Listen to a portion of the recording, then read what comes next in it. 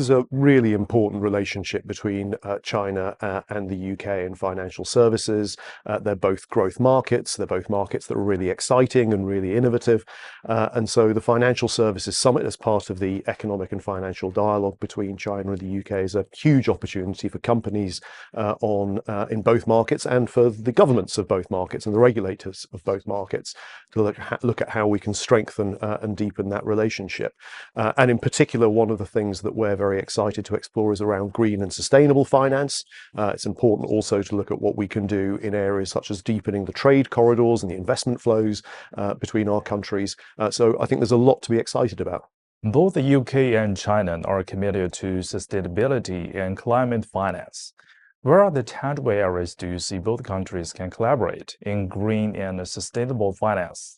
Well, I think this is a really exciting area. And if we look at the International Standards Board on sustainability, I think there's a lot there that the UK and China share as a set of priorities. And this is an important opportunity to create a taxonomy, a methodology of managing and measuring what we do in green finance, and making sure that we reduce the amount of burdens in place, but making sure also that we have the right reporting standards in place that allow for interoperability between companies and markets. So I think there's a really important point here that companies in the UK and in China and the British and Chinese authorities very much share as a key priority.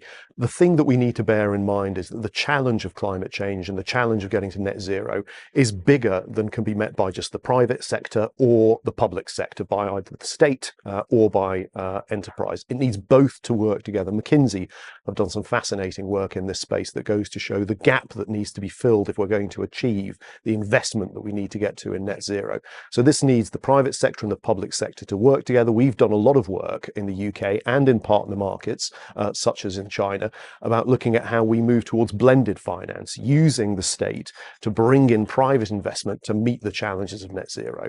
So there's a lot to do in that space. There's a lot to do on taxonomies and methodologies. There's work that's been done under the auspices of the UK-China Green Sustainability Finance Forum, which is co-led by Sir William Russell, former Lord Mayor of the City of London, and Dr. Ma Jun, the former chief economist at the PBOC. So there's a lot done, but there's a lot still to do. Given that financial services are the UK's largest net exporter, what strategies or initiatives help the UK to maintain its competitive edge as an innovative global financial center? So I think the thing about international financial centers, when we look at them across the world, is that they tend to grow organically. They're something that evolve. You can't simply create them overnight. And some of the big advantages that the UK has as an international financial center is its time zone, these immutable advantages such as language, time zone, but also the strength of rule of law and the legal services that exist in the UK. And all of that underpins the approach that we have in terms of having world-class regulators in the UK, an innovative approach. You need to maintain a competitive tax system, and that's not just about tax rate, that's about simplicity, it's about streamlining, it's about predictability.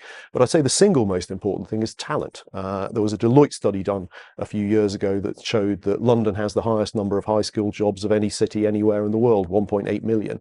And that's the sort of thing that acts as a magnet for further talent and to attract people to come and stay in a financial centre like London and the rest of the UK. You've got to have the right people in place, and that's the most important foundation.